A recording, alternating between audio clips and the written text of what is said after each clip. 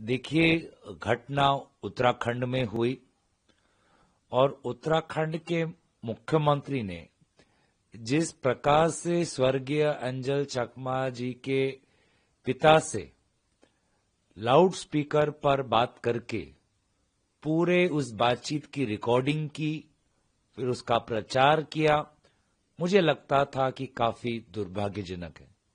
आप सोच सकते हैं कि एक पिता के लिए अपने बेटे को खोना कितना बड़ा एक जख्म है, और खासकर से वो पिता जिसने अपनी पूरी जिंदगी बॉर्डर सिक्योरिटी फोर्स में दे दी हमारे देश की सुरक्षा में। दुख की इस घड़ी में उनको फोन करके लाउड स्पीकर पर डालकर रिकॉर्डिंग कर कर लगा कि मुख्यमंत्री स्वयं का प्रचार करें, और उसी घटनाक्रम में आता है एसएसपी का बयान, जो लगता है कि पूरे इस मामले को दफनाने की कोशिश दोबारा कर रहे हैं। पहले इस मामले को दर्ज करने में, इसकी एफआईआर दर्ज करने में 12 दिन की विलंब, और अब दोबारा एसएसपी के द्वारा ऐसे बातचीत से लगता है कि वहां की प्रशासन मुख्यमंत्री के निर्देश अनुसार इस बात को कहीं न कहीं दफनाने की कोशिश कर रही है। हमारे देश के देवभूमि में उत्तराखंड में आज अंकिता भंडारी हो या अंजल चकमा हो, इस प्रकार का कानूनी अवस्था बन चुका है। ये बहुत ही दुख की बात है। सर, कैसे देखते कल प्रेस कॉन्फ्रेंस करी, उसके बाद केंद्रीय मंत्री भी सामने आए हैं, उन्होंने इसके ऊपर कहा कि ऐसी टास्क फोर्स और इस तरीके की दिल्ली में भी घटना होती थी, इसको वहां बनाएगी, हमने यहाँ रोक लगाई, ऐसी वहां भी बनाएंगे।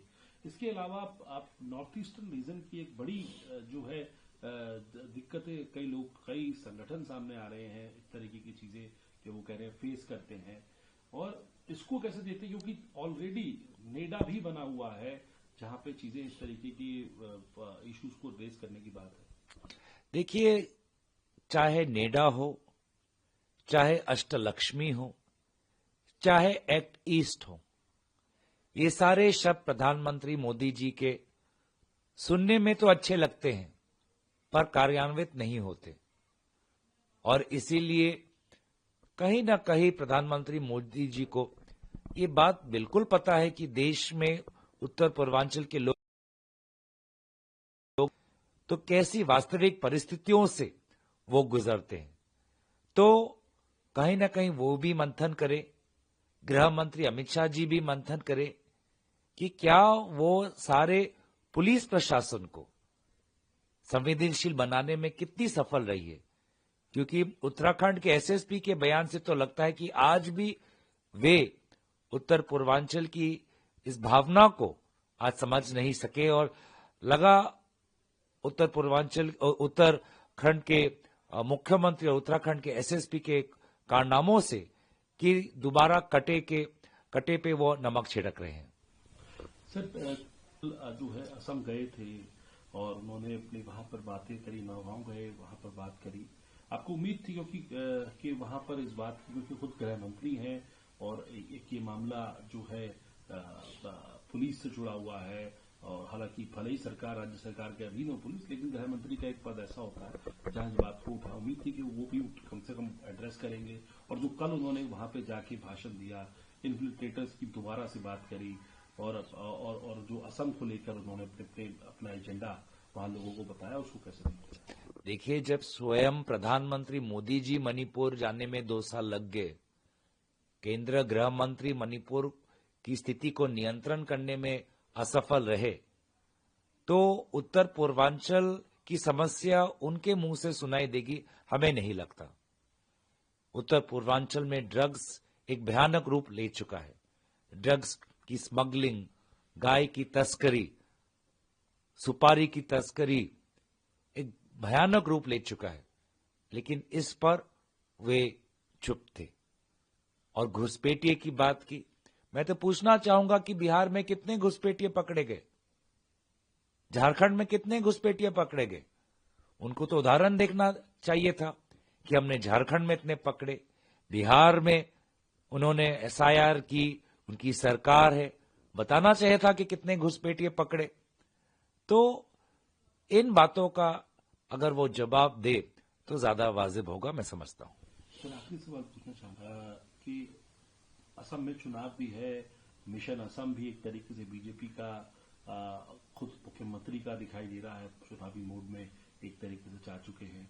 और पूरा नॉर्थ ईस्ट को लेके भी सरकार काहे बगाए कहती है कि उनका एक विजन है, उसको कैसे देखते हैं? और जो मिशन असम जो है भारतीय जनता पार्टी का कि हम दोबारा से सरकार पे आए, इसके लिए आप लोगों की, कांग्रेस की क्या तरह?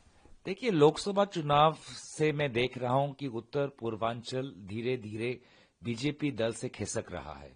मणिपुर में वे दोनों जो लोकसभा सीटें हैं वो हारे। असम में मुख्यमंत्री ने पूरी जोर और ताकत लगाई जोरहाट लोकसभा सीट में, और उसमें भी वो हारे। जो मेघालय है उसमें दोनों सीटों में एनडीए हारी, एक में कांग्रेस जीता, दूसरे में निर्दलीय जीता। और जिस प्रकार से असम में इस प्रकार से लोग सड़क पे आ रहे हैं, मांग कर रहे हैं कि क्या हुआ, जो वादे प्रधानमंत्री मोदी जी ने किए थे आज से 10 वर्ष पहले कि सारे अवैध बांग्लादेशी निकल जाएंगे, उस वायदे का क्या हुआ? आज तो गृह मंत्री दोबारा 10 साल पुराने प्रधानमंत्री मोदी जी के बातों को दोहरा रहे हैं। तो कहीं ना कहीं वो नाकामयाब रहे इन 10 वर्षों में, इसलिए 10 साल बाद आज भी वो 5 साल और मांग रहे हैं। 10 साल में क्या किया उसका कोई चिट्ठा नहीं है। तो ये हो या जुबिन गर्ग को लेकर जिस प्रकार से ये सरकार और राज्य सरकार चार्जशीट के मामले में कई संदेहजनक सवाल लोगों को उठाने में मजबूर किया है, तो लोग आज भाजपा की इस राजनीति को असफल मानते हैं, असम की संस्कृति से परे मानते हैं और एक नए असम की उम्मीद करते हैं। For more of such videos, do like, share and subscribe to ET Now Swadesh.